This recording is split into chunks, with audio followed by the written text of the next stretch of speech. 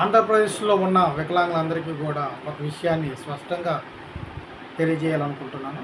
ఆంధ్రప్రదేశ్లో పెన్షన్ల వెరిఫికేషన్ ప్రాసెస్ని కూటమి ప్రభుత్వం సీఎం నారా చంద్రబాబు నాయుడు గారు చేయాలనేసి సుమారు 2,50,000 పెన్షన్లు బోకస్ ఉన్నాయని, దొంగ పెన్షన్లు ఉన్నాయనేసి, అర్హత లేకుండా పెన్షన్లు పొందుతున్నారనేసి, ఈ వెరిఫికేషన్ చేయవలసిన అవసరం ఉందనేసి ఆయన తెలియజేయడం జరుగుతుంది. ఆ మెసేజ్ అనేకమైన వాట్సాప్ గ్రూపుల్లో ఫార్వర్డ్ అవుతుంది.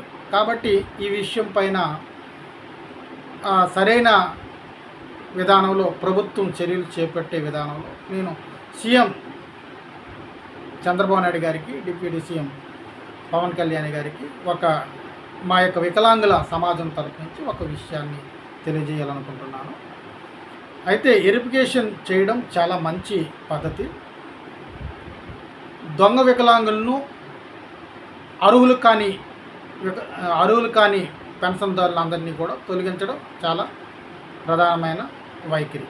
అయితే వికలాంగుల సమాజం నుంచి నేను మాట్లాడుతున్నాను కాబట్టి నా వికలాంగులకి అన్యాయం జరగకుండా ఈ యొక్క వెరిఫికేషన్ జరగాలి.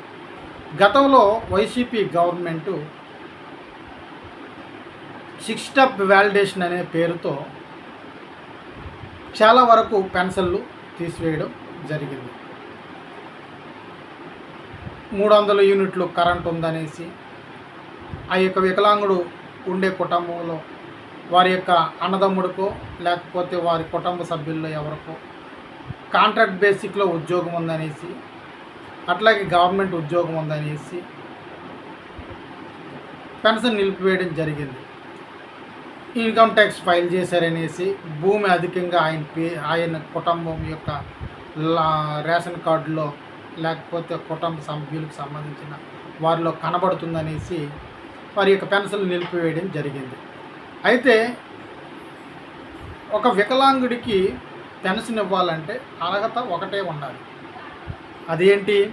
సదరం సర్టిఫికేట్లో 40% వికలాంగత్వం ఉండి, అంతకంటే పైగా ఎంత పర్సెంటేజు వికలాంగత్వం ఉన్నా వారందరికీ కూడా తప్పనిసరిగా ఆంధ్రప్రదేశ్ రాష్ట్రంలో పెన్షన్ ఇవ్వాలి. ఇంకా ఏ ఇతర కారణాలు కూడా, ఇంకా ఏ ఇతర సాకులు కూడా, ఏ ఇతర నిబంధనలు కూడా వికలాంగులకు వర్తింప చేయకూడదు. కేవలం చదరం సర్టిఫికేటు, ఆయన వైకల్యం 40% ఉంటే తప్పనిసరిగా 2016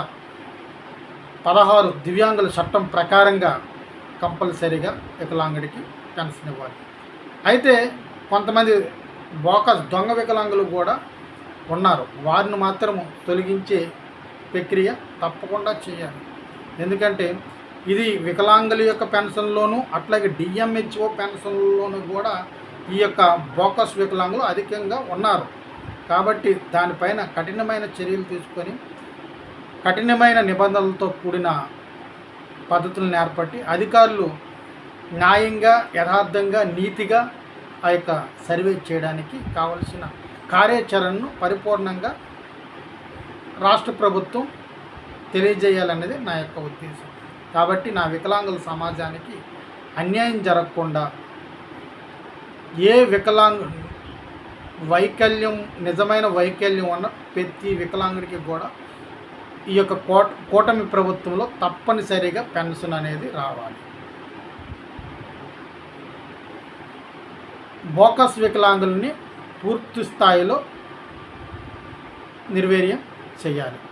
ఇది దివ్యాంగులందరి లక్ష్యం.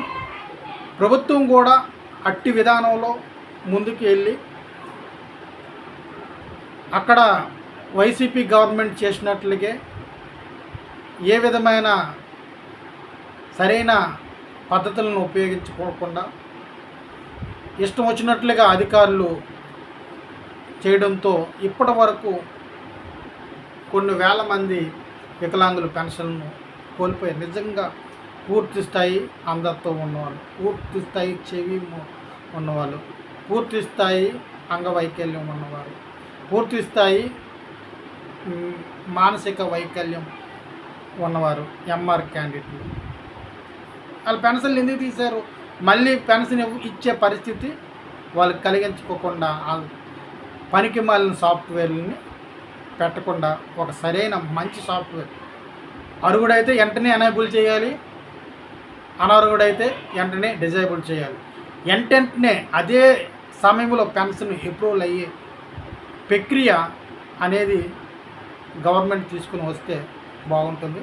అందుకే సీఎం నారా చంద్రబాబు నాయుడు గారికి, డిప్యూటీ సీఎం పవన్ కళ్యాణ్ గారికి ఈ విషయాన్ని, వికలాంగుల విషయంలో చాలా జాగ్రత్తగా, చాలా నిదానంగా అధికారులు సర్వే చేసే విధానంలో ప్రాసెస్ను ప్రవేశపెట్టాలనేసి, ఏ ఒక్క వికలాంగుడికి కూడా అన్యాయంగా పెన్షన్ పోకూడదు అన్నదే మన మెయిన్ కాన్సెప్ట్. కాబట్టి అనర్హుడు ఎవడో కూడా ప్రభుత్వం ఇచ్చే ఈ పెన్షన్ను పొందుకోకూడదు. వికలాంగత్వం ఉన్నదని వికలాంగత్వం లేకుండా వికలాంగత్వం సర్టిఫికేట్లను పుట్టించుకొని పెన్షన్లు పొందుకునే వారందరినీ కూడా ఈ రాష్ట్రం నుంచి ఈ యొక్క పెన్షన్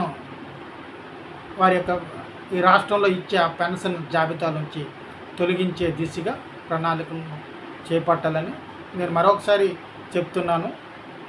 నిజమైన వికలాంగుల యొక్క పెన్షన్ ఈ రాష్ట్రంలో ఏ విధంగా అన్యాయంగా పోకూడదు. అన్యాయంగా పెన్షన్లు పొందుకుంటున్నవారు తప్పనిసరిగా తొలగించవలసిన అవసరం ఎంతైనా ఉంది. కాబట్టి ఇప్పటి నుంచి ఆ యొక్క పద్ధతిని ప్రవేశపెడతారో, దానికోసం ఎలాంటి జీవోని ప్రవేశపెడతారో అది స్పష్టంగా అందరికీ అర్థమయ్యేటట్లుగా ఉండే విధంగా ప్రభుత్వం చర్యలు చేపట్టాలనేది మా యొక్క ఆశ.